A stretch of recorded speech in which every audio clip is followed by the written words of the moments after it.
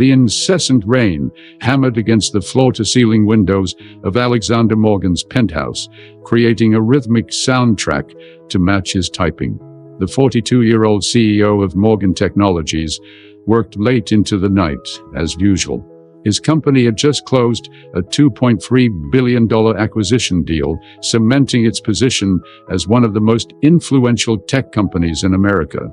The business media couldn't stop talking about him, the brilliant strategist who had turned a small startup into an empire in just 15 years. The penthouse suite that occupied the top 2 floors of a sleek Manhattan skyscraper reflected Alexander's meticulous personality. Minimalist furnishings in neutral tones, state-of-the-art technology seamlessly integrated into the design, and not a single item out of place. The only personal touch was a small photograph of his late parents tucked away on a bookshelf, almost hidden among business awards and accolades. Alexander loosened his tie as he closed his laptop.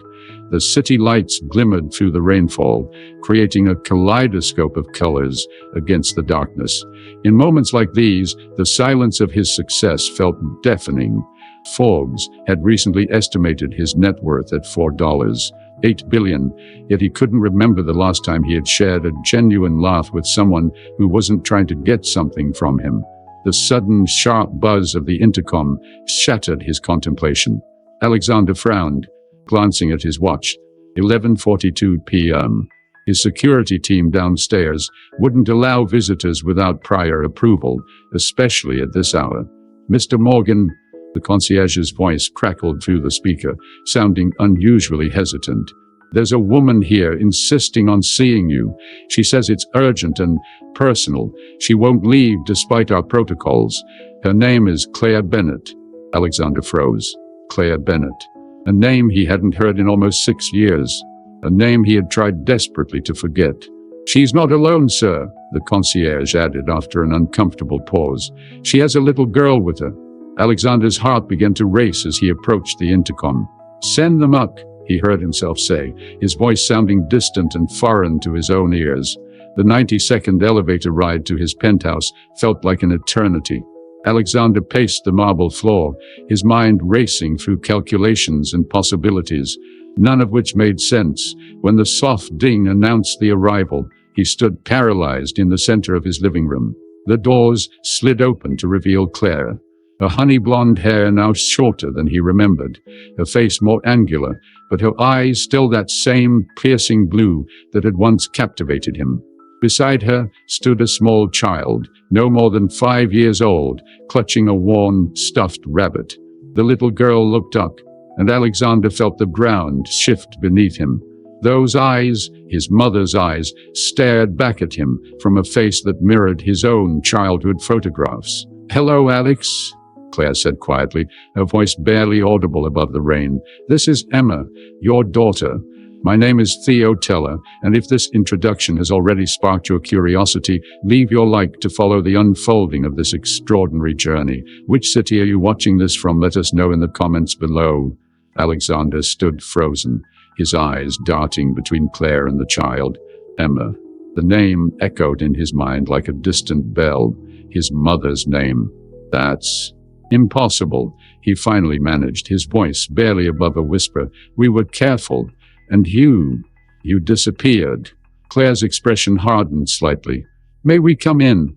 Emma's tired, and this isn't a conversation for hallways." Alexander stepped aside mechanically, allowing them to enter his pristine sanctuary. The little girl's rain boots left tiny puddles on his imported Italian marble. He noticed, but for once didn't care. "Would you like some hot chocolate?" he asked Emma awkwardly, unsure how to address a child, especially one who might be his own. The little girl looked up at her mother for permission, before nodding shyly. "Yes, please," she whispered, her voice small but clear. While Alexander busied himself in the kitchen, grateful for the momentary reprieve, Claire helped Emma out of her wet coat and settled her on the couch with her stuffed rabbit. The child looked impossibly small against the massive white leather sectional that had never hosted a family movie night or a slumber party. "She has your eyes," Claire said quietly when Alexander returned with 3 mugs. And your smile, though you rarely showed it. Your mother's chin. Alexander handed Emma the hot chocolate, careful not to spill it. Why now? He asked Claire, keeping his voice low. It's been nearly 6 years. Claire sighed, the weight of untold stories evident in her expression. I never planned to tell you. I thought we could make it on our own. Then what changed? His question came out sharper than intended. Emma needs a bone marrow transplant, Claire said directly, her eyes never leaving his. She has a rare form of leukemia. The doctors need to test close relatives for a match. I've been tested. I'm not compatible. The world seemed to tilt on its axis. Alexander gripped the edge of his custom-made coffee table to steady himself. You're here because she's sick, he stated flatly, a complex mixture of emotions churning inside him. I'm here because she's your daughter, Claire corrected him. And yes, because she needs help that I can't provide alone. She reached into her bag and pulled out a folder of medical documents. Here's all the information from her doctors, her diagnosis, and the genetic tests confirming paternity. I didn't come here to disrupt your life or ask for your billions, Alexander. I came because our daughter needs her father. Emma had fallen asleep on the couch, the half-empty mug of hot chocolate cradled in her small hands. Alexander carefully took it from her and placed it on the table. Her eyelashes cast tiny shadows on her cheeks in the dim light of his penthouse. For the first time, he allowed himself to truly look at her, at the curve of her nose, the arch of her eyebrows, the way her hair curled slightly at the ends. It was like looking at a ghost of his own childhood. When was she diagnosed? He asked, his voice catching. 3 months ago, Claire replied, fatigue evident in her posture. We've tried everything available through my insurance, but the specialists agree that a bone marrow transplant is her best hope for long-term survival. The success rate is highest with a direct relative match. Alexander turned to face the rain-streaked windows, his reflection ghostly against the night sky. The empire he'd built, the deals he'd closed, the billions he'd accumulated, none of it had prepared him for this moment. None of it mattered in the face of this small, sleeping child who carried his DNA. Where have you been living? He asked, not turning around. Boston. I work as a research librarian at a university there. It's enough for us, or it was, until the medical bills started. Alexander turned back, his decision already forming. You'll stay here tonight, both of you. It's too late to go anywhere else, and she needs rest. Tomorrow, we'll talk to my doctors and get everything arranged for testing. Claire nodded, relief visibly washing over her tired features. Thank you, Alex. And then, as he showed them to the guest room, Alexander felt something shift within him, the first tremor of a foundation being rebuilt from its core. The morning light filtered through the motorized blinds of Alexander's penthouse, gradually illuminating the space as programmed. He hadn't slept. Instead, he'd spent the night in his home office, hunched over his laptop, researching pediatric leukemia, bone marrow transplants, success rates, and survival statistics. The information was overwhelming, clinical, and terrifying. At precisely 5:30 a.m., he made 3 calls, one to his personal assistant to clear his schedule for the next 2 weeks, another to the head of his legal team, and the third to Dr. Eleanor Wright, Chief of Oncology at Morgan Children's Hospital, a state-of-the-art facility he had funded 3 years ago as a tax write-off, never imagining he would need its services. By 7 a.m., the scent of brewing coffee and toast filled the normally sterile kitchen. Alexander stood awkwardly by the counter, having prepared a simple breakfast, something he couldn't remember doing for himself, let alone for others, in years. His chef usually prepared meals in advance, leaving them perfectly labeled in his refrigerator. You didn't have to do this, Claire said, appearing in the kitchen doorway. She was wearing the same clothes from yesterday, her hair pulled back in a hasty ponytail. I wasn't sure what Emma would eat, he replied, gesturing to the spread of options: toast, various jams, cereal, and fruit. Children need breakfast, right? A small smile flickered across Claire's face. Yes, they do, though Emma can be picky when she's not feeling well. She paused, studying him. You haven't slept. It wasn't a question. Claire had always been able to read him, one of the qualities that had first drawn him to her 6 years ago when they met at a charity gala. She had been catering the event, working her way through graduate school. He had been the keynote speaker, already worth hundreds of millions. Their 3-month affair had been intense and, he thought, uncomplicated. Until now. "I've arranged for us to meet with Dr. Wright at 10 this morning," Alexander said, avoiding Claire's observation. "She's the best pediatric oncologist on the East Coast. Her hospital has performed more successful bone marrow transplants than any other facility in the country." Claire's expression tightened. "Your hospital, you mean? I recognize the name. Does that matter?" "It matters that you've already taken control," she said quietly. "Emma has doctors in Boston who know her case, who've been treating her for months."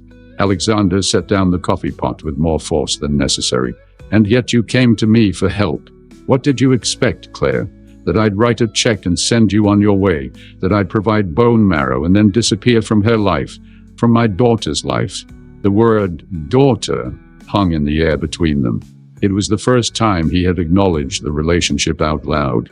Their tense exchange was interrupted by the soft padding of small feet. Emma appeared in the doorway, her stuffed rabbit clutched to her chest. In the morning light, Alexander could see how pale she was, how thin. The shadows beneath her eyes looked wrong on a child's face. Her hair, the same rich brown as his own, hung limply around her small shoulders. "Good morning, sweetie," Claire said, her voice instantly softening. "Mr. Morgan made breakfast for us. Are you hungry?" Emma looked at Alexander with cautious curiosity. "Do you have any dinosaur cereal?" she asked.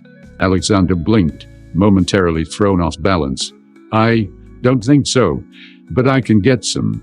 Whatever kind you want." Emma considered this seriously. "The kind with the blue brontosauruses is best. They turn the milk blue." "I'll remember that," Alexander promised, feeling strangely eager to fulfill this simple request. As they ate breakfast, Emma nibbling a toast spread with raspberry jam, Claire and Alexander exchanging information over coffee, Alexander observed the easy, loving way Claire interacted with Emma. Each small gesture, cutting the toast into triangles because they taste better that way, checking if the jam had seeds because Emma doesn't like the bumpy ones, gently wiping a smudge from the child's cheek, revealed years of intimate knowledge and care that Alexander had missed entirely. "Emma, honey," Claire said gently, "we're going to visit a special doctor today who might be able to help you feel better." Emma's small fingers tightened around her rabbit. "Will there be needles?" "Probably," Claire answered honestly, "but remember what we said about brave dinosaurs? Even T-Rexes get scared sometimes," Emma recited solemnly, "but they do hard things anyway." "That's right," Claire smiled, tucking a strand of hair behind Emma's ear. Alexander felt a sharp pang in his chest, recognition of something profound he had never experienced. The bond between mother and child was palpable, almost visible. He was an outsider watching through glass, separated by years of absence he hadn't even known to regret.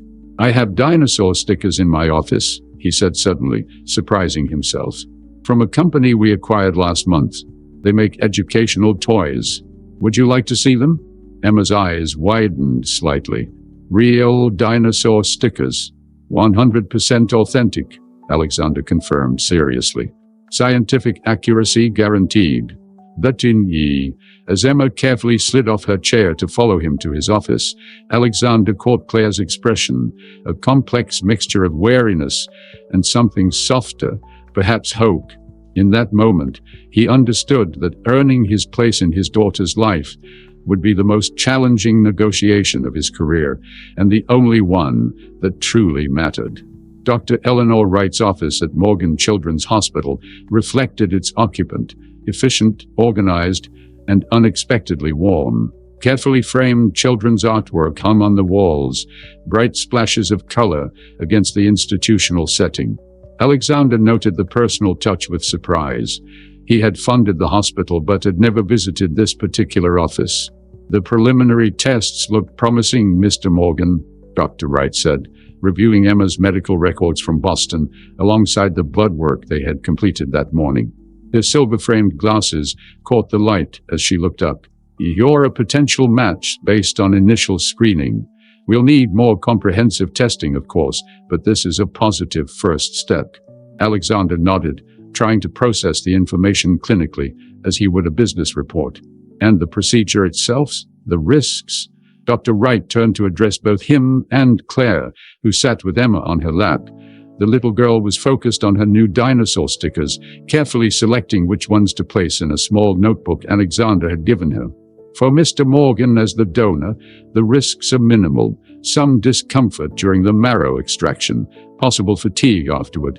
For Emma," she continued, her voice softening, "bone marrow transplants carry more significant risks, including infection and graft versus host disease. But given her specific condition and age, she's an excellent candidate, and having a direct parental match significantly improves the odds of success." "What percentage?" Alexander asked automatically. Numbers had always been his refuge. Clear, definable, manageable. With a well-matched parent donor, we're looking at a 70-75% chance of long-term remission, Dr. Wright replied honestly. "Without the transplant," she glanced at Emma, then continued carefully, "the 5-year survival rate would be considerably lower with just continued chemotherapy." Claire's arms tightened almost imperceptibly around Emma, who remained blissfully absorbed in her stickers. "When can we start?" Alexander asked, his decision already made. "I'd like to admit Emma today for preparatory treatment. The transplant itself would happen in about a week after we've suppressed her immune system sufficiently." Dr. Wright turned to Claire. "Ms. Bennett, you're welcome to stay with Emma throughout the process. We have family accommodations attached to pediatric oncology." "And the cost," Claire began, "is not a consideration," Alexander interrupted firmly. "I'll have my team set up a medical trust immediately to cover all expenses, present and future." Claire looked as though she wanted to object, but Emma chose that moment to hold up her notebook. "Look, Mommy, I made a dinosaur family. This big one is the daddy, this one is the mommy, and this small blue one is me." The tension in the room dissolved at Emma's innocent interruption. Dr. Wright smiled and stood up. "Why don't I show you all the pediatric ward? Emma can see where she'll be staying, and you two can meet some of our staffs." As they followed Dr. Wright through the hospital corridors, Alexander found himself navigating unfamiliar emotional terrain. Hospitals had always represented weakness to him. His father had died in one after a lengthy battle with cancer, leaving 17-year-old Alexander to care for his mother until she too succumbed to grief and heart failure 3 years later. He had built his empire with the driving belief that enough money and power could protect him from vulnerability. Yet here he was, walking through pediatric oncology, surrounded by children fighting battles more courageous than any corporate takeover he had orchestrated. What struck him most was the laughter. They were children playing, drawing, reading, living despite their circumstances. "Our philosophy here is that treatment encompasses more than just medicine," Dr. Wright explained as they toured the facility. "We treat the whole child, body, mind, and spirit." Alexander nodded, remembering how he had approved the hospital's budget without reading the detailed proposals about art therapy, music rooms, and family support services. He had seen them as unnecessary expenses then. Now, watching Emma's face light up at the sight of the colorful playroom, he understood their value in a way balance sheets could never convey. "I'll need to make arrangements for my work," he found himself saying to Claire as Emma explored the playroom under Dr. Wright's watchful eye. "I'll have my condo prepared for you both after Emma's discharge. It's closer to the hospital than your place in Boston." Claire studied him, her expression guarded. "Alexander, I appreciate everything you're doing for Emma, truly. But you don't need to upend your life. After the transplant, once she's stable, we can return to Boston. Our life is there." "Your life is there," he corrected quietly. "But Emma is my daughter too. I've missed 5 years, nearly 6. I don't intend to miss any more." A complex emotion flickered across Claire's face. You can't just decide to be a father overnight because it suits you now. Parenthood isn't a corporate acquisition you can expedite. I know that, Alexander replied, surprising himself with his own certainty.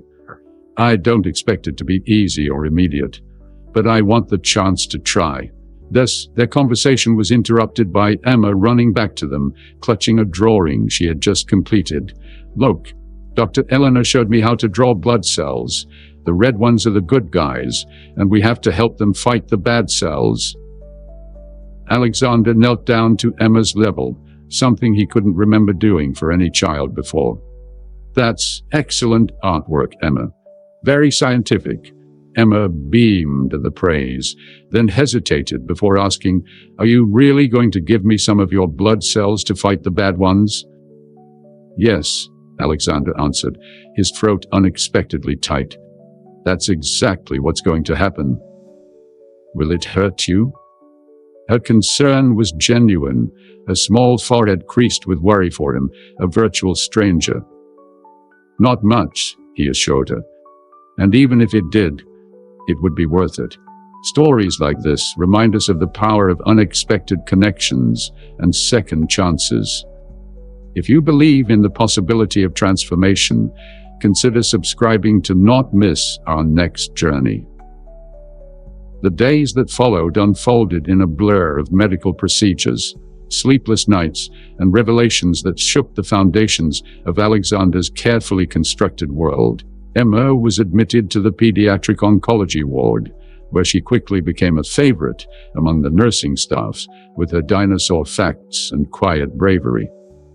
Alexander converted a conference room near his penthouse into a makeshift office, determined to remain close to the hospital while maintaining some semblance of control over his company. His executive team was bewildered by the sudden change in their CEO, who had never before prioritized anything above work. Rumors circulated about a health crisis or a secret merger.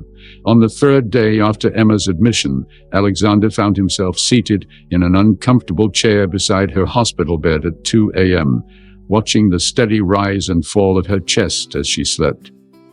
Claire had finally succumbed to exhaustion and was resting in the adjacent family room. The room was dimly lit, the quiet broken only by the soft beeping of medical equipment and Emma's occasional murmur in her sleep. Mr. Morgan? Alexander looked up to find Nurse Jimenez, an older woman with kind eyes and a no-nonsense manner, standing in the doorway. You should get some rest, she said quietly. Tomorrow's another big day of prep for both of you. Alexander shook his head. I'm fine here. Nurse Jimenez entered the room, checking Emma's IV lines and monitors with practiced efficiency. First-time dads always say that, she remarked casually. Then they collapse from exhaustion when their kids need them most. Alexander stiffened. I'm not, he began, then stopped. What was he trying to deny? The biological evidence was conclusive. I only just found out about her, he admitted quietly. The nurse nodded without judgment. Life has a way of surprising us. She finished her checks and turned to face him directly.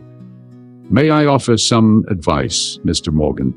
Not as your employee, but as someone who's watched hundreds of families go through this journey. Alexander nodded, oddly receptive. Children don't need perfect parents, she said simply. They need present ones. Whether you've been in her life for 5 years or 5 days doesn't matter as much as whether you're fully here now. She gestured around the room. All this, the best hospital, the top specialists, it matters. But what matters more is that when she opens her eyes, someone who loves her is there to meet her gaze.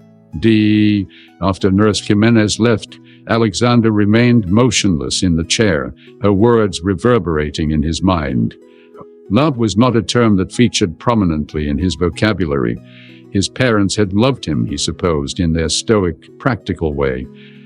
But they had been gone for over 20 years. Since then, his relationships had been transactional, partnerships of mutual benefit, rather than emotional connection.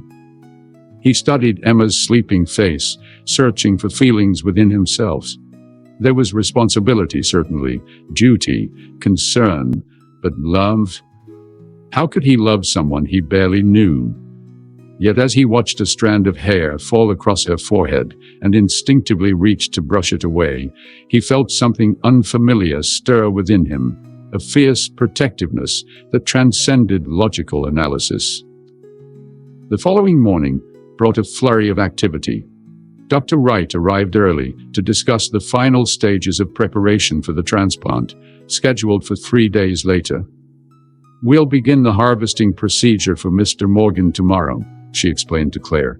"It's done under general anesthesia and takes a few hours. He'll likely experience some soreness afterward, but nothing severe." "And Emma?" Claire asked, her voice steady despite the dark circles under her eyes. "Her chemotherapy regimen will intensify today to fully suppress her immune system. It will make her quite ill, I'm afraid. This is often the most difficult part of the process for patients and families." Alexander, who had stepped out to take an urgent call from his CFO, returned in time to hear this last part. "Is there anything we can do to make it easier for her?" he asked. Dr. Wright smiled sympathetically. "Your presence helps more than you know. Children draw strength from their parents. Otherwise, we manage symptoms as best we can and remind ourselves that this difficult phase is temporary and necessary." Though the doctor's prediction proved accurate. By that afternoon, Emma was violently ill, her small body racked with nausea and fever as the chemotherapy drugs coursed through her system. Claire stayed by her side, wiping her forehead with cool cloths and murmuring reassurances. Alexander, feeling helpless in a way he had never experienced in his adult life, stood awkwardly at the foot of the bed. In the boardroom, he knew exactly what to do in any crisis. Here, watching his daughter suffer, he was paralyzed. "Alex," Claire called softly, "can you take over for a minute? I need to use the restroom." Before he could formulate an excuse, Claire was placing the damp cloth in his hand and showing him how to gently press it against Emma's feverish skin. "Just talk to her," she whispered. "Even if she seems too sick to respond, she can hear you." Alone with Emma, Alexander perched carefully on the edge of the bed. "Hello, Emma," he began stiffly. "You're doing very well. The medicine it's helping, even though it doesn't feel like it right now." Emma's eyes fluttered open, glassy with fever. "Tell me a story," she whispered. "Mom always tells stories when I'm sick." Alexander froze. He didn't know any children's stories. His own childhood had been filled with mathematics textbooks and business journals, not fairy tales. "I don't know many good stories," he admitted. "Make one up," Emma insisted weakly. "Please." Alexander took a deep breath. "All right. Once upon a time, there was a T-Rex named..." He looked desperately around the room for inspiration and spotted the stuffed rabbit Emma had brought with her. "Named Hoppy." A ghost of a smile touched Emma's pale lips. "T-Rexes can't hop. Their arms are too small. This one was very determined," Alexander continued, warming to his task. "Hoppy, the T-Rex, lived alone in a big, empty forest. He had everything he needed, the biggest cave, the most food, and no other dinosaurs bothered him because they were afraid of his sharp teeth." Emma's eyes drifted closed, but Alexander could tell she was still listening. But even though Hoppy had everything, he felt like something was missing. He didn't know what it was until one day he found a small egg hidden among the ferns. The egg was alone and cold, so Hoppy decided to protect it. As Alexander continued his improvised tale about the fearsome T-Rex who discovered the joy of caring for a baby triceratops that hatched from the egg, he felt Emma relax slightly against him.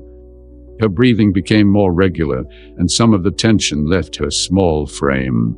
Claire returned to find Alexander still telling his story, one hand awkwardly patting Emma's back as she finally drifted into a fitful sleep. "She likes dinosaurs," he explained unnecessarily. Claire nodded, a complicated emotion in her eyes. She gets that from you, apparently. I found your undergraduate thesis online a few years ago, Economic Patterns in Prehistoric Ecosystems. You wrote extensively about dinosaur extinction theories. Alexander looked up in surprise. You researched me? I wanted to know what part of you might be in her, Claire admitted quietly. What to look for as she grew. The simple statement landed like a physical blow. While he had been building his empire completely unaware, Claire had been tracking traces of him in their daughter's developing personality, her interests, the shape of her smile. Why didn't you tell me? He asked, the question that had been burning inside him since that rainy night. When you found out you were pregnant? Claire was silent for a long moment, adjusting Emma's blankets. You made it very clear that our relationship was temporary, Alexander. The night before, I was going to tell you about the pregnancy. You explained in great detail how your 5-year plan didn't include distractions like marriage or family, how having children would interfere with your company's expansion goals. Alexander vaguely remembered the conversation, a casual remark over dinner at his penthouse, not aimed specifically at Claire, but at the concept of family obligations in general. He hadn't realized she had news to share that night, hadn't noticed when she left earlier than usual, her expression carefully neutral. I would have taken responsibility, he said stiffly. That's exactly what I was afraid of, Claire replied. Responsibility, obligation, duty. Emma deserved to be more than an obligation, Alexander, more than a line item in your life plan. She looked down at their sleeping daughter. Maybe I was wrong to keep her from you, but I made the decision I thought was best at the time.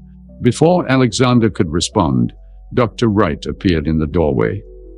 Mr. Morgan, we need to begin your pre-procedure protocols. Could you come with me? As Alexander followed the doctor, Claire's words echoed in his mind.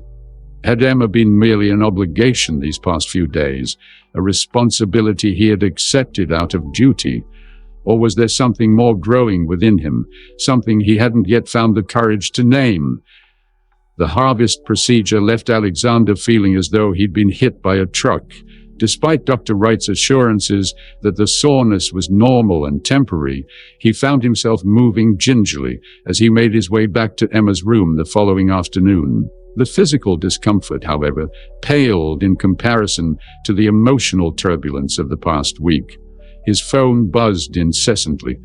Urgent messages from board members, investors calling emergency meetings to discuss his unexpected absence, industry blogs speculating about his company's future. For perhaps the first time in his adult life, Alexander left them all unanswered. The empire he had built with single-minded determination suddenly seemed distant and strangely inconsequential compared to the battle being fought in room 512 of his own hospital. When he arrived at Emma's room, he found it empty, except for Claire, who was organizing a small collection of children's books and toys on the windowsill. "Where's Emma?" he asked, trying to mask the immediate spike of concern in his voice. Claire turned, studying his pale face and careful movements. "They took her for some tests. How are you feeling?" "Fine," he replied automatically. Then, meeting her skeptical gaze, he amended, "Sore, but it's nothing." An awkward silence fell between them. Over the past week, they had existed in a strange limbo, united in their concern for Emma, but separated by years of absence and unspoken recriminations. They circled each other cautiously, their interactions focused entirely on their daughter. "Your bone marrow is on its way to the lab for processing," Claire said finally. "Dr. Wright said the quantity and quality look excellent." Alexander nodded, lowering himself carefully into a chair. "When will they do the actual transplant?" "Tomorrow morning. They'll bring it in like a regular transfusion, anticlimactic after all the preparation apparently." Claire hesitated, then continued. "Your assistant called the room earlier. She said there's some kind of crisis at Morgan Technologies that requires your immediate attention. Something about the Shanghai deal falling through. Alexander frowned. The Shanghai expansion represented over $800 million in potential revenue, a cornerstone of his company's international growth strategy for the next decade. Under normal circumstances, he would have been on the first flight to China to salvage the negotiations personally. It can wait, he said, surprising himself with how easily the words came. Claire studied him with an unreadable expression. The Alexander Morgan I knew would never say that about his business. The Alexander Morgan you knew didn't know he had a daughter, he replied simply. Before Claire could respond, a nurse wheeled Emma back into the room. The child looked exhausted, her skin almost translucent under the harsh hospital lighting, her body diminished by the aggressive treatments. Yet she smiled when she saw Alexander. "Hi," she said weakly. "Nurse Rosa says you gave me your magic bone cells yesterday." Alexander moved to her bedside as the nurse helped transfer her back to the bed. "That's right. They're getting them ready for you right now." "Will they make me better right away?" Emma asked. Hope and fear mingled in her question. Alexander glanced at Claire, unsure how to answer. She stepped forward, taking Emma's hand in hers. "Remember what Dr. Bennett told us, sweetheart. First, the special cells will need to find their way home in your body. That takes a little time. You might feel worse before you feel better." Emma's face fell slightly, but she nodded with a stoicism that pierced Alexander's heart. "Like when we moved apartments, and all our stuff was in boxes for a long time before our new place felt like home." "Exactly like that," Claire confirmed, smoothing Emma's hair. After the nurse left, Emma asked for her backpack, from which she withdrew a slightly crumpled piece of construction paper. "I made this for you in art therapy," she said, holding it out to Alexander. He accepted it carefully, as if receiving a priceless artifact. The drawing showed 3 stick figures, a tall one labeled Dad in childish handwriting, a medium-sized one labeled Mom, and a small one labeled Me. They were standing before what appeared to be a castle, or perhaps a very geometric mountain. "That's your tall building where we stayed," Emma explained, pointing to the triangular structure. "Miss Penny helped me write the words." Alexander stared at the drawing, particularly at the label beneath the tallest figure. Dad. Such a simple word. Yet he had never been called that before. Had never expected or wanted to be. Now seeing it in Emma's unsteady handwriting, he felt an unfamiliar tightness in his throat. "Thank you," he managed. "I'll keep it safe."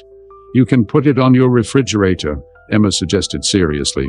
"That's where special drawings go. Mom says so." Alexander nodded, equally serious. "I'll do that as soon as I get home." A knock at the door interrupted the moment.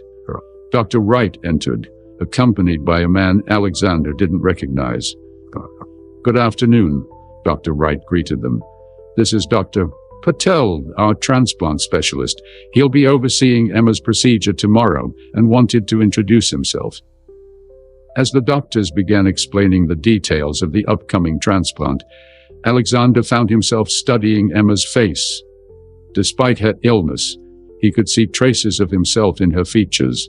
The determined set of her jaw, the analytical gleam in her eyes as she listened to the doctor's explanation. But there was so much of Claire there too, the compassion, the resilience, the quiet courage. For years, Alexander had prided himself on building something from nothing, creating an empire through sheer force of will and intelligence.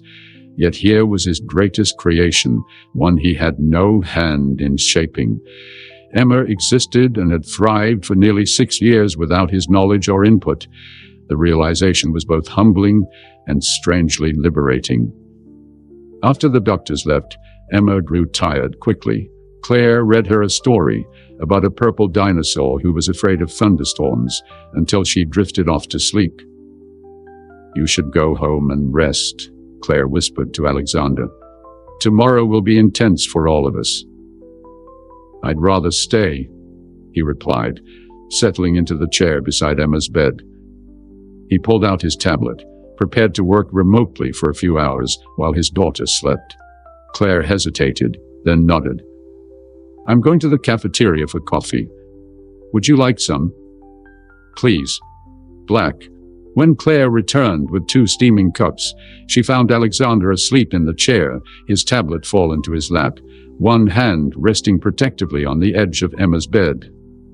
For a moment, she stood in the doorway, observing the tableau of father and daughter, neither fully aware yet of the bond forming between them, but connected all the same.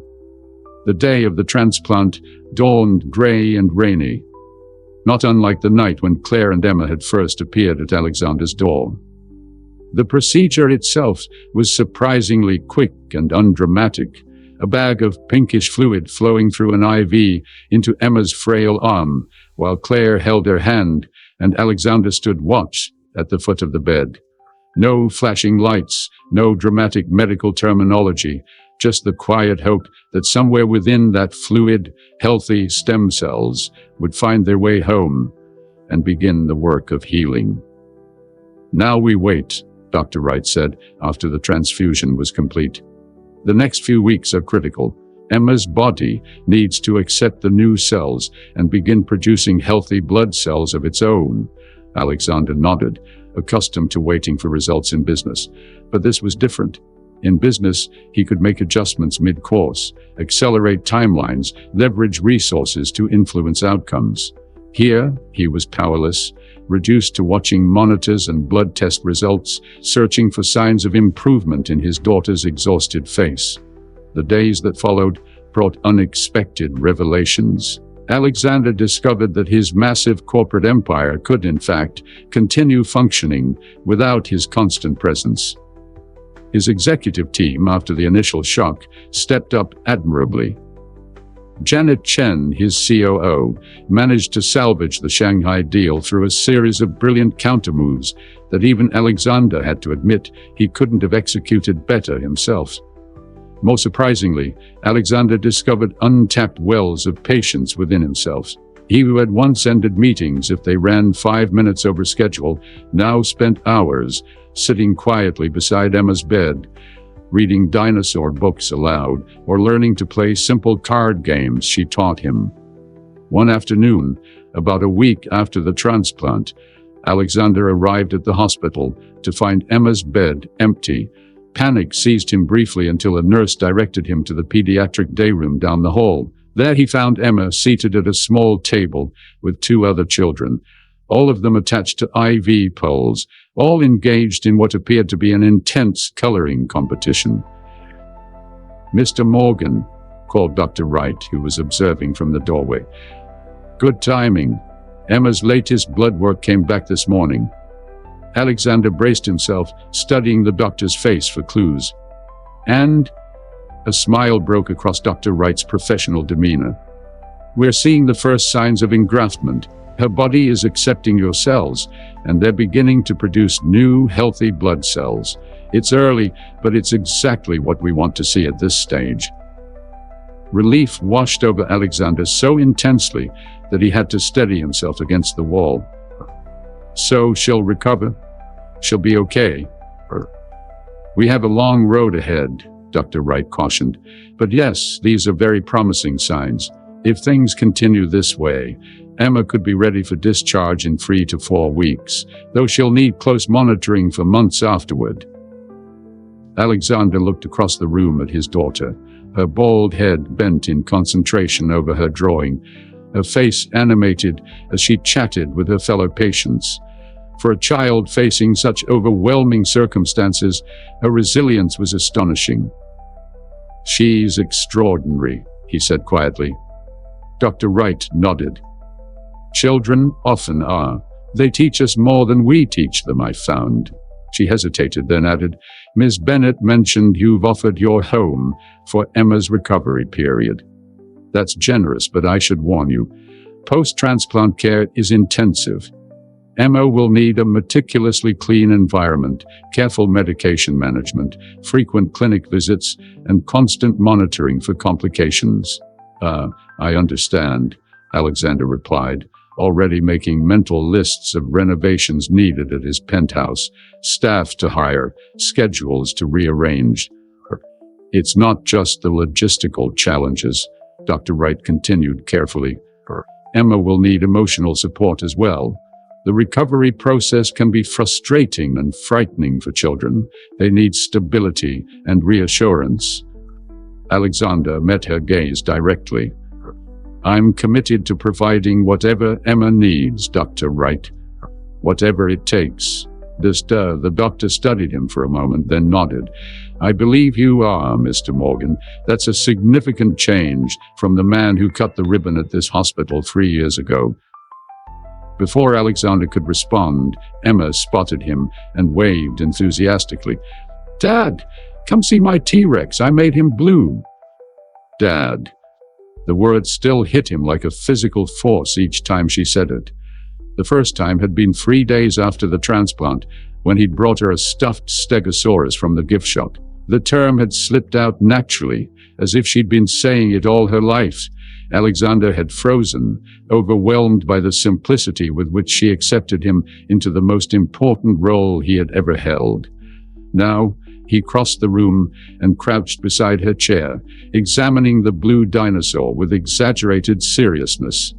Excellent color choice, very scientifically accurate. Emma giggled, then leaned closer to whisper, It's not really accurate. Dinosaurs probably had different colors for camouflage, but I like blue best. Then blue is perfect, Alexander assured her, marveling at this tiny person who somehow combined scientific knowledge with childish joy in a way that made complete sense.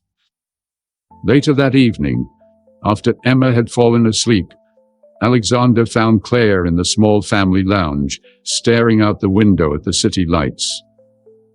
Over the past 2 weeks, a cautious truce had formed between them. The shared focus on Emma's care had forced them to communicate constantly, to make decisions together, to present a united front of parental support despite their complicated history.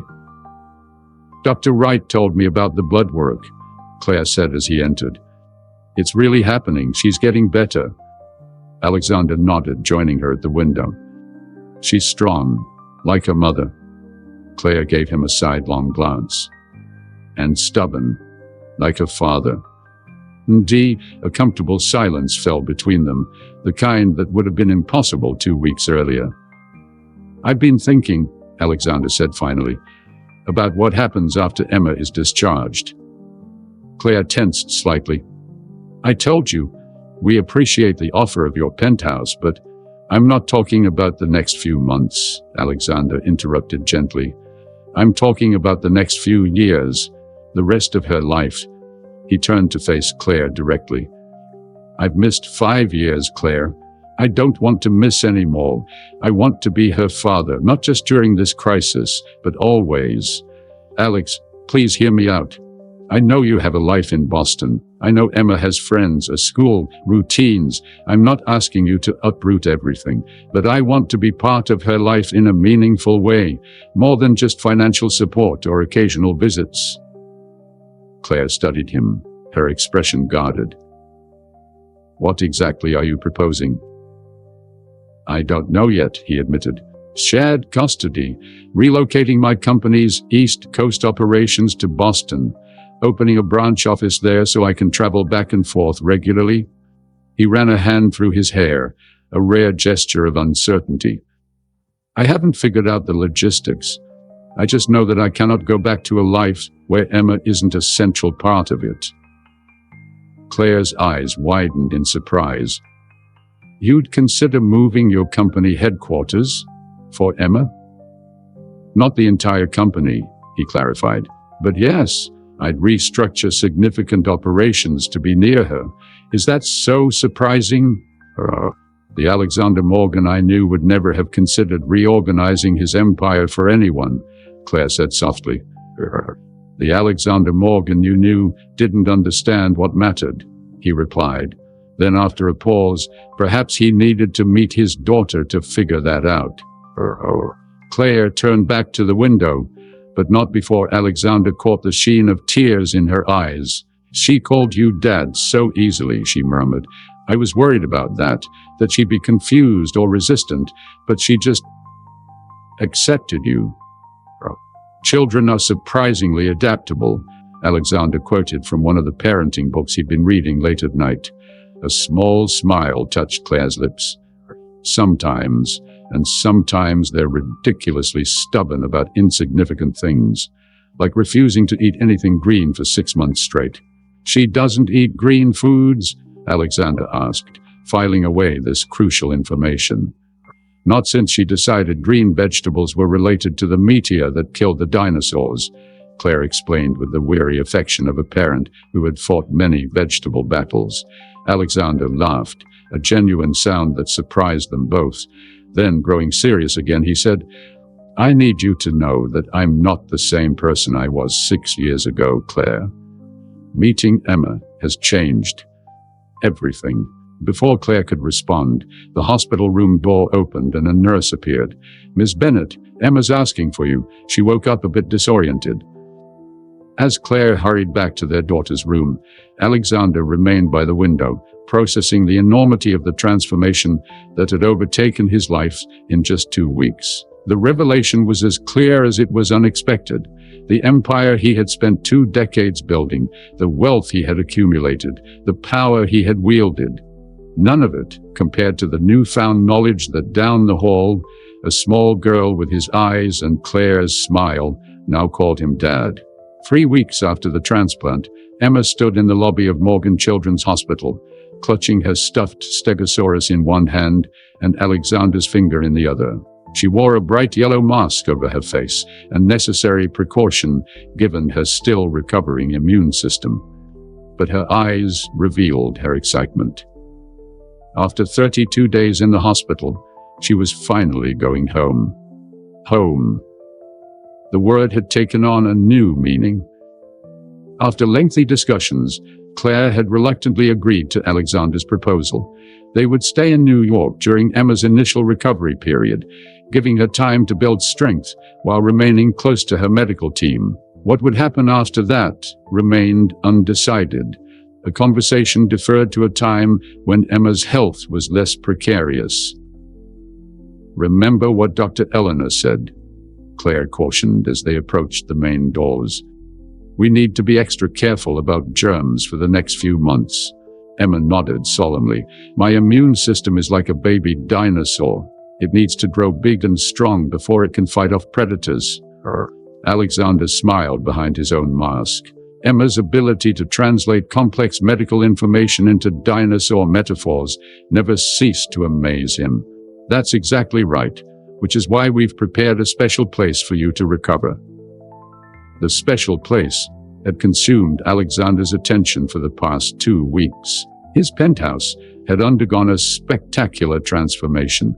Air filtration systems installed throughout, a complete deep cleaning by a specialized medical service, furniture replaced with more child-friendly options, and Emma's room created according to detailed specifications she had provided during her hospital stay. I want blue walls like the sky, she had instructed seriously from her hospital bed, and stars on the ceiling that glow in the dark, and a bookshelf for all my dinosaur books, and maybe a desk for when I feel better and can do my drawing. Alexander had enlisted his most trusted project manager, the woman who had overseen the construction of his Tokyo headquarters, to execute Emma's vision with the same precision and urgency as any billion-dollar development. The result awaited them on the 57th floor, along with a carefully selected staff, a private nurse experienced in pediatric transplant recovery, a housekeeper trained in maintaining medical-grade cleanliness, and a chef specializing in nutritious meals that could tempt a child's recovering appetite. As they emerged from the hospital into the bright autumn sunshine, a sleek black SUV waited at the curb. The driver, wearing a mask and gloves, opened the door to reveal an interior specially sanitized for Emma's arrival. Your chariot awaits, Princess Emma, Alexander said, helping her into the specially installed booster seat. Emma giggled. I'm not a princess. I'm a paleontologist. My apologies, Dr. Emma. Alexander corrected himself with mock seriousness. Your research vehicle awaits. During the drive to the penthouse, Alexander found himself studying Emma's face as she pressed against the window, absorbing the city sights with wide-eyed fascination. Her hair was just beginning to grow back, a soft fuzz covering her previously bare scalp. Her cheeks, once hollow from the aggressive treatments, had begun to fill out again. The dark shadows beneath her eyes had lightened, though not disappeared entirely. Recovery would be a long road. Dr. Wright had been clear about that. Emma would need careful monitoring for at least a year, with the risk of complications requiring immediate medical intervention. Her immune system would remain compromised for months. She would tire easily. There might be setbacks. Yet watching her point excitedly at a street performer juggling flaming torches, Alexander felt a surge of something unfamiliar, hope, mixed with a fierce determination that had nothing to do with stock prices or market shares. When they arrived at the building, Alexander's security team had cleared a special path to his private elevator, ensuring Emma wouldn't encounter any potentially germ-carrying neighbors. The elevator ride to the penthouse was filled with Emma's questions. Did he have any pets? No, but they could discuss that possibility when her immune system was stronger. Was his home very big? Yes, perhaps too big for one person, which was why he was glad to have her and Claire staying. Did he have any dinosaur movies they could watch together? He did now. His assistant had compiled a comprehensive collection of both educational documentaries and animated features.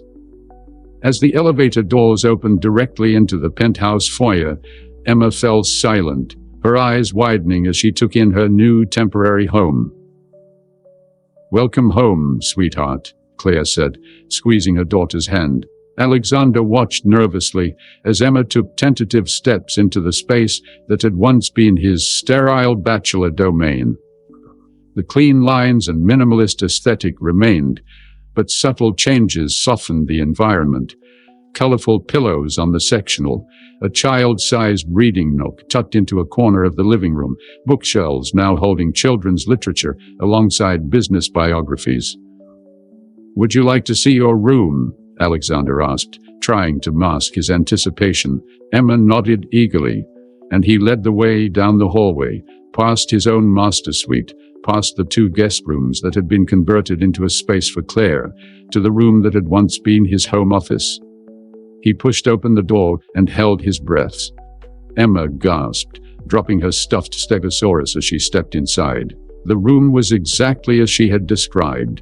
Walls painted a soft blue, a ceiling dotted with glow-in-the-dark stars arranged in accurate constellations.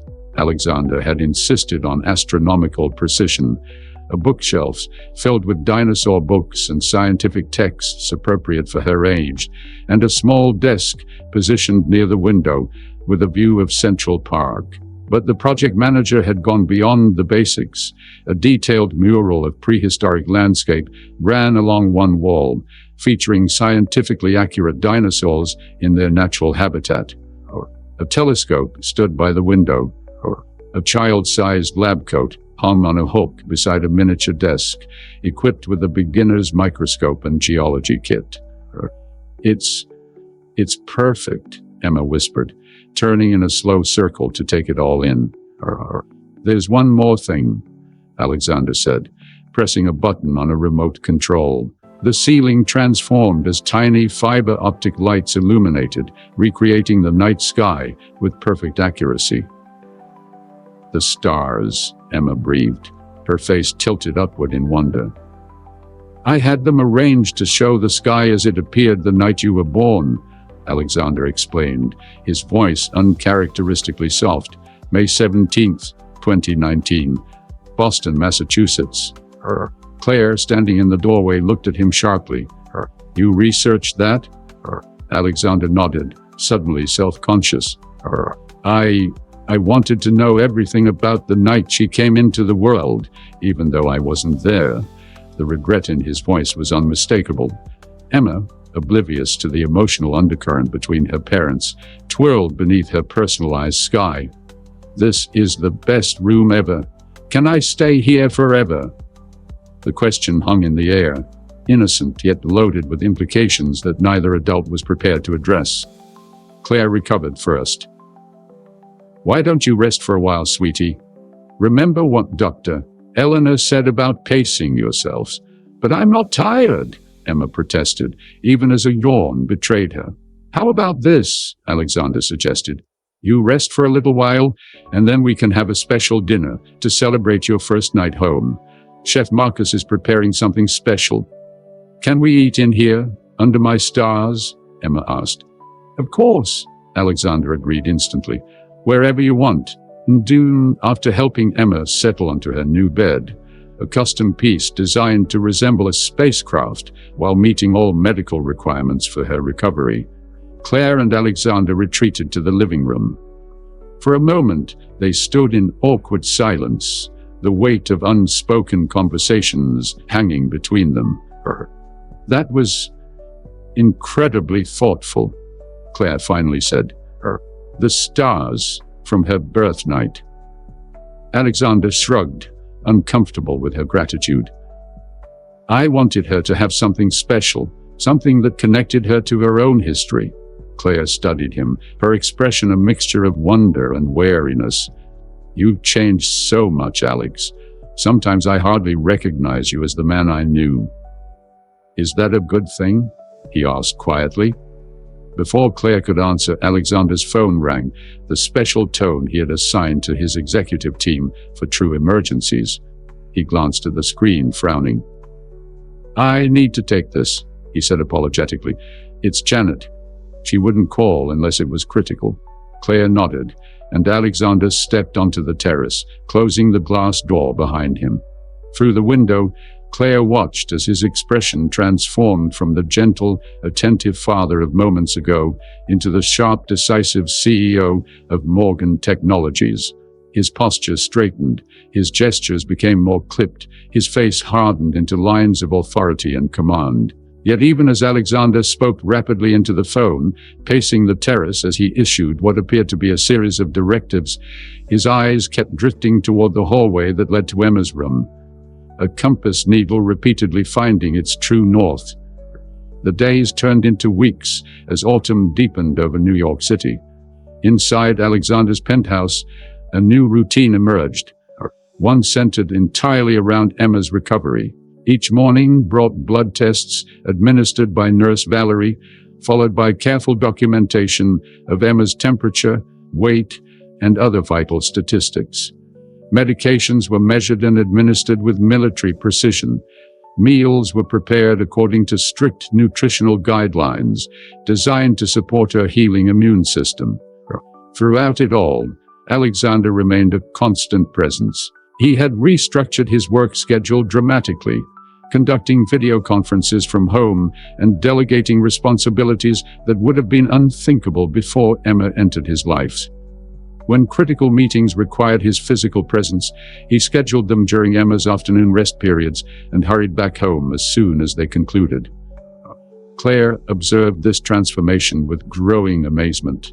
The Alexander Morgan she had known 6 years ago had been obsessively devoted to his company, canceling dates when market fluctuations demanded his attention, spending sleepless nights analyzing competitors' moves, treating their brief relationship as a pleasant but ultimately dispensable diversion from his true passion, empire building.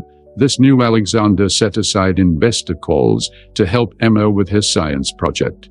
A detailed diorama of the Cretaceous period, complete with tiny 3D printed dinosaurs that his engineering team had designed specifically for her.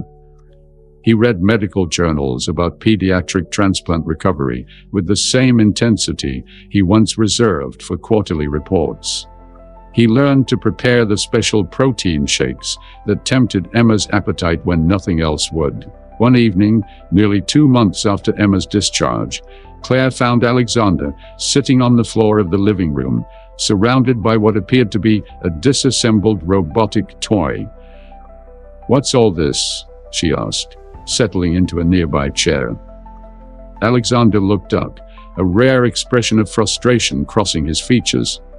It's supposed to be a build-your-own robot dinosaur kit. Emma's been talking about it for weeks, so I thought I'd surprise her. He held up a confusing array of small parts, but the instructions appeared to have been written by someone with a personal vendetta against the English language. Claire stifled a laugh. The great Alexander Morgan, defeated by a children's toy.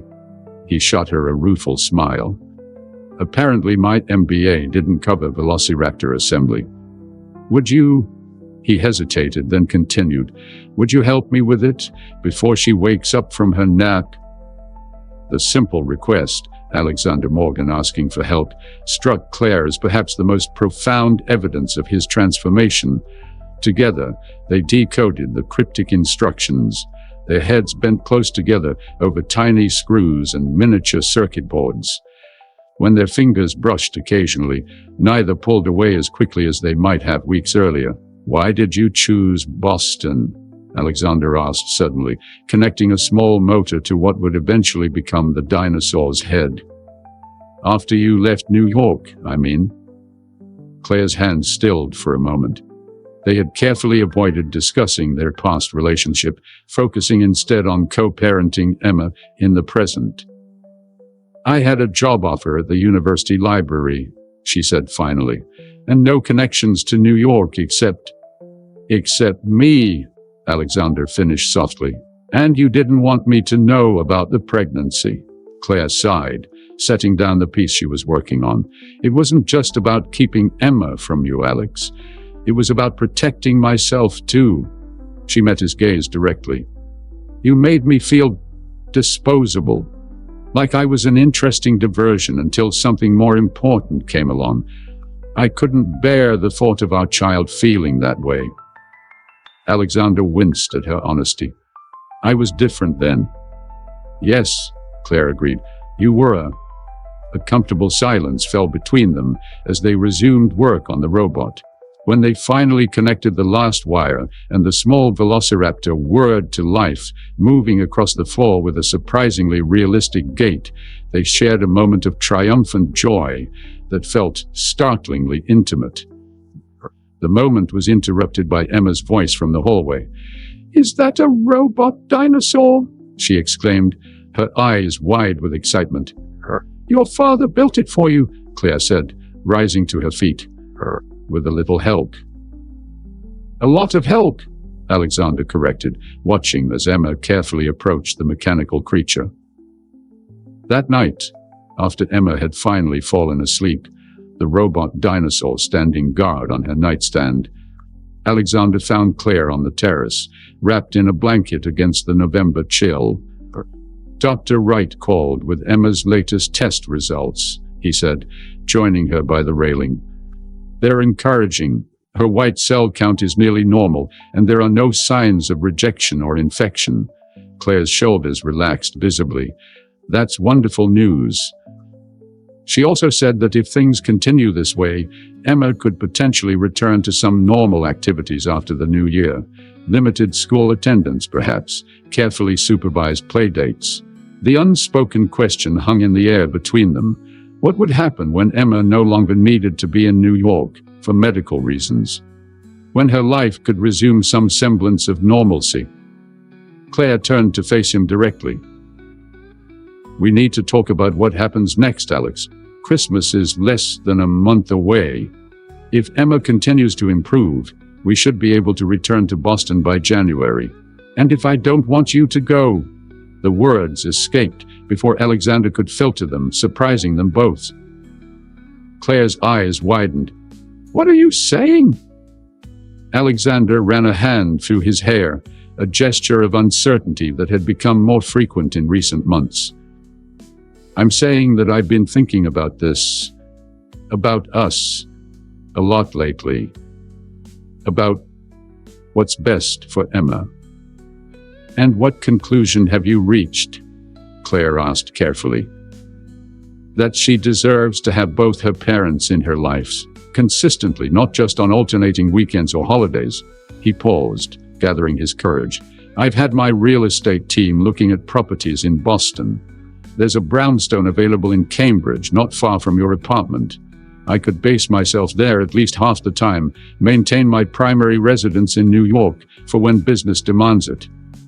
Claire stared at him. You would do that? Split your life between two cities? I would do anything for her, Alexander said simply. Then more hesitantly, and I've come to realize that I enjoy your company, Claire. We make a good team, as parents and perhaps as friends. Friends, Claire repeated, a complex emotion coloring her voice. For now, Alexander added quietly, unless... The ringing of Claire's phone interrupted whatever might have followed. She glanced at the screen. It's my mother. She calls every night for an update on Emma. As Claire stepped away to take the call, Alexander remained on the terrace, looking out over the city that had once represented everything he valued: power, success, achievement. Now those lights seemed distant and cold compared to the warm glow from Emma's bedroom window, where a galaxy of artificial stars shone down on his sleeping daughter. Inside, he could hear Claire's voice as she spoke to her mother, describing Emma's progress in the detailed, cautiously optimistic way they had both learned to adopt.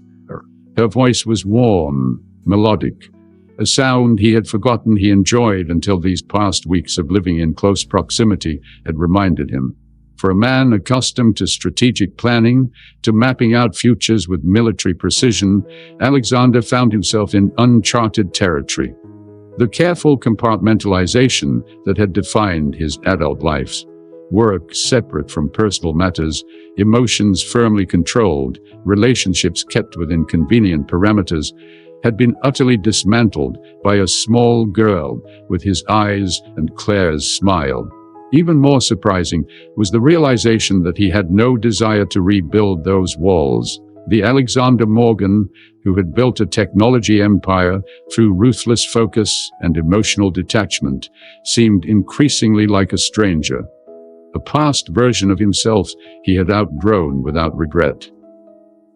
When Claire returned to the terrace, her expression was thoughtful. My mother says hello, she said. She also reminded me that Emma's 6th birthday is coming up in May. She hesitated, then continued. She suggested we might want to plan something special, given everything Emma has been through this year. Of course, Alexander agreed instantly. Anything she wants. A party, a trip, whatever would make her happy. Claire studied him for a moment, then smiled, a genuine smile that reached her eyes. You really are a different man, Alex. Sometimes I still can't believe it. Is that a good thing? He asked, echoing their earlier conversation. This time, Claire didn't evade the question. Yes, she said softly. I think it is. As they stood together on the terrace, a comfortable silence between them, Alexander realized that the most valuable acquisition of his career had nothing to do with technology patents or market share. It was the moment Claire Bennett had appeared at his door with a child who called him Dad. 5 months later, Central Park bloomed with spring's renewal. Magnolia trees unfurled their pink and white blossoms, and the lawns transformed from winter brown to vibrant green. On a sunny Saturday afternoon, a small gathering congregated near the Alice in Wonderland statue. A celebration carefully planned, yet deliberately intimate. Happy birthday, Emma. The chorus of voices rang out as Emma, now officially 6 years old, blew out the candles on her dinosaur-shaped cake, a custom creation from the city's most exclusive bakery, designed to look like a scientifically accurate triceratops. Emma beamed, her cheeks flushed with excitement and health. Her hair had grown back fully, thick brown waves that framed a face now rounded with proper nutrition and free from the shadows of illness. She wore a party dress beneath her light jacket, but paired with sparkly sneakers rather than formal shoes, a compromise reached after serious negotiation with her parents. Parents, plural. The word still occasionally caught Alexander by surprise. though he had embraced the role with characteristic determination and unexpected joy. The birthday gathering represented the new reality they had crafted together over the past months. Claire's mother was there, having flown in from Phoenix. Dr. Wright attended with her husband. Two of Emma's friends from her new part-time school in New York had come with their parents, and Janet Chen, Alexander's COO, had stopped by briefly with a gift-wrapped microscope that had elicited squeals of delight from the birthday girl.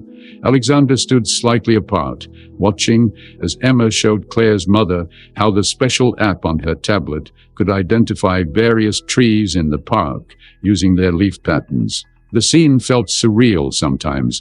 This happy, healthy child was his daughter.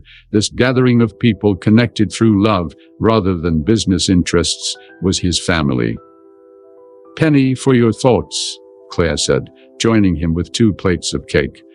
"I was just thinking about how different everything is from a year ago," he replied, accepting the offered dessert. "Last May, I was closing the Australian merger, living on conference calls and black coffee. I had no idea you and Emma existed." Claire nodded, watching their daughter, "and I was terrified that Emma's fatigue and bruising meant something serious. I had no idea we'd end up here." Here. The word encompassed so much. After Emma's 3-month checkup had shown complete engraftment and no signs of rejection, they had settled into an unexpected arrangement. The brownstone in Cambridge that Alexander had purchased remained their home base. Emma continued her education at the progressive school she'd attended before her illness, now with accommodations for her ongoing recovery. Claire had returned to her position at the university library, though with reduced hours. But Alexander had made good on his promise to split his life between 2 cities. 3 days a week, he worked from the New York headquarters of Morgan Technologies. The other 4, he operated from a home office in Cambridge, taking Emma to school in the mornings and helping with homework in the evenings. His executive team had adapted to the new normal with varying degrees of shock and admiration. More surprising than the logistical arrangements was the relationship that had gradually evolved between Alexander and Claire. What had begun as a cautious cooperation for Emma's sake had slowly transformed into something neither had anticipated. A genuine partnership built on mutual respect, shared purpose, and a deepening affection that neither rushed to label. They maintained separate residences, Claire and Emma in the main portion of the Cambridge brownstone, Alexander in the converted garden apartment on the lower level. But they shared meals most evenings, consulted each other on decisions both large and small, and occasionally, when Emma was safely asleep, shared quiet conversations that stretched into the night, rediscovering each other as the people they had become rather than who they had been 6 years earlier. "Dad, Mum, come look," Emma called from across the grassy area where she and her friends had discovered something fascinating among the spring flowers. As they walked together toward their daughter, Claire's hand brushed against Alexander's. Without hesitation, he took it in his own, their fingers intertwining with a naturalness that would have been unimaginable months ago. "Thank you," he said quietly. Claire looked up at him. "For what?" "For bringing her to my door that night, for giving me the chance to know her, for—" He hesitated, then continued, "for allowing me to become someone better than I was." Before Claire could respond, they reached Emma, who was carefully examining what appeared to be an early butterfly emerging from its chrysalis, clinging to a budding branch. "It's a metamorphosis," Emma explained excitedly. Her vocabulary advanced for her age, a trait Alexander secretly prided himself on, though Claire insisted it came from years of reading far above grade level. "The butterfly has to struggle to get out. If you help it too much, its wings won't work properly." "Oh, how do you know that?" Alexander asked, genuinely impressed. "Mom told me," Emma replied simply. "When I was sick and everything was hard, She said sometimes the struggle is what makes us strong enough to fly. Alexander met Claire's gaze over their daughter's head, a world of unspoken understanding passing between them. Later that evening, after the party had ended and they had returned to the penthouse, their temporary residence during this New York visit, Emma sat between her parents on the terrace, watching as the city lights began to twinkle in the gathering dusk.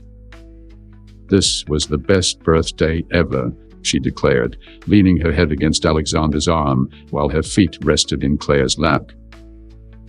"Even better than last year's dinosaur excavation kit?" Claire asked, gently tickling her daughter's toes. "Way better," Emma confirmed. "Because last year you were sad a lot, Mom, and Dad wasn't there yet. Now everybody's happy."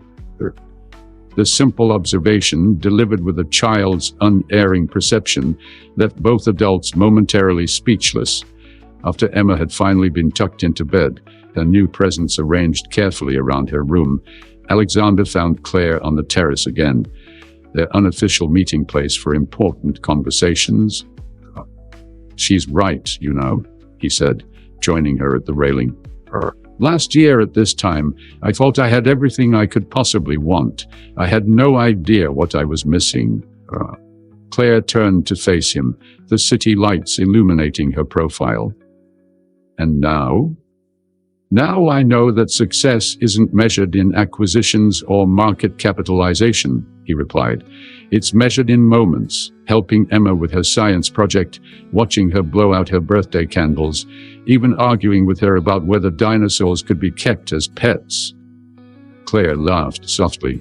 "She's very persuasive on that point." "She gets that from me," Alexander said with mock seriousness, then grew thoughtful again. "Claire, these past months have been extraordinary. Not just getting to know Emma, but rediscovering you. The person you've become, the mother you are, the woman I—" He hesitated, uncharacteristically uncertain. "The woman you what?" Claire prompted gently. Alexander took a deep breath. "The woman I've fallen in love with. Not the memory of who you were 6 years ago, but who you are now. Your strength, your compassion, your unwavering dedication to Emma." He met her gaze directly. "I don't want to complicate the good arrangement we have. Emma's health and happiness come first, but I wanted you to know that my feelings for you have grown far beyond co-parenting or friendship." Claire was silent for a long moment, her expression thoughtful. Then she reached for his hand, a simple gesture they had come to share with increasing frequency. "Do you remember the night Emma was admitted to the hospital?" she asked. "You asked me why I didn't tell you about the pregnancy." Alexander nodded, the memory still painful. "I told you that I was afraid you would see her as an obligation," Claire continued. "But there was more to it than that. I was afraid of letting myself love someone who couldn't fully love me back. Someone whose priorities would always place us second." She squeezed his hand gently. "That man doesn't exist anymore, Alex.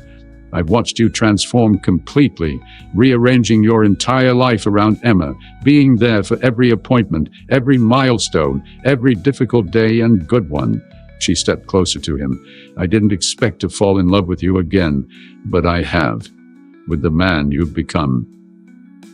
The kiss they shared was gentle, a beginning rather than a reclaiming of the past. When they separated, Alexander rested his forehead against hers. "What happens now?" he asked softly. "Now," Claire replied with a smile, "we continue doing what we've been doing, putting Emma first, building our unusual family one day at a time, but perhaps with fewer goodnight texts and more goodnight kisses." In the bedroom down the hall, Emma slept peacefully, surrounded by birthday presents and the knowledge that she was deeply loved. On the wall above her bed, on a framed picture she had drawn, 3 stick figures holding hands in front of what was clearly meant to be the New York skyline. She had labeled them with careful printing, "Mom, me, and Dad."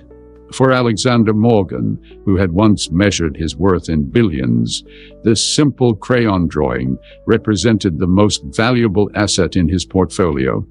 A family he never knew he needed, until a rainy night when he opened his door to find a woman and child who would change everything. My name is Theo Teller, and I want to thank you for joining me on this emotional journey. If this story touched your heart, please leave a like and subscribe to our channel. We'd love to hear your thoughts in the comments below. What moment moved you most? What stories would you like to hear next? Your support helps us continue sharing these powerful narratives of transformation and redemption. Until next time, remember that sometimes our greatest treasures come from the most unexpected moments.